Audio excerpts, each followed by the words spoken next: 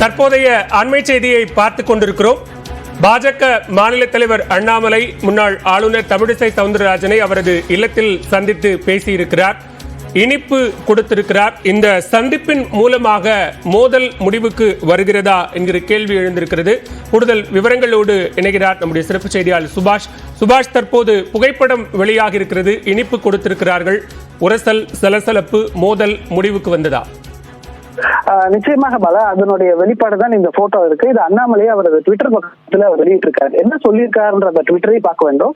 இன்றைய தினம் மூத்த பாஜக தலைவர்கள் ஒருவரும் தமிழிசை அவங்களுடைய தமிழக பாஜகவுடைய ட்விட்டர் ஐடியை கோட் பண்ணி மாநில தலைவராக திறம்பட செயல்பட்டவரும் அக்கா திருமதி டாக்டர் தமிழிசை அவர்கள் இல்லத்திற்கு சென்று நேரில் சந்தித்ததில் பெரும் மகிழ்ச்சி.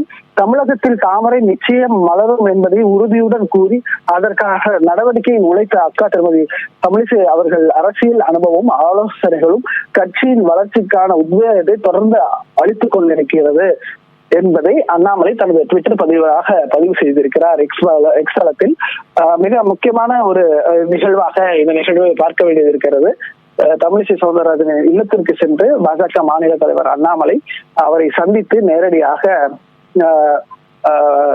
இந்த சந்திப்பானது இறுதிக்கு வந்திருக்கிறது. இந்த அண்ணாமலை தமிழிசையின் அந்த மறைமுக மோதல் என்பதை நாம் புரிந்து கொள்ள வேண்டியிருக்கிறது. அதிலும் குறிப்பாக அவர் சொல்லியிருக்கக்கூடிய அந்த வார்த்தைகள், தமிழகத்தில் தாமரை நிச்சயம் மலரும் என்பது உறுதியுடன் கூறி அதற்காக கடினமாக உழைத்த அக்கா திருமதி தமிழிசை அவர்களுக்கு அரசியல் அனுபவமும் ஆலோசனையும் கட்சியின் வளர்ச்சிக்காக உத்வேகத்தை தொடர்ந்து தனக்கு அளித்துக் கொண்டிருப்பதாக அண்ணாமலையின் அந்த பதிவு மிகுந்த கூர்நோக்கி பார்க்க வேண்டிய ஒன்றாக இருக்கிறது.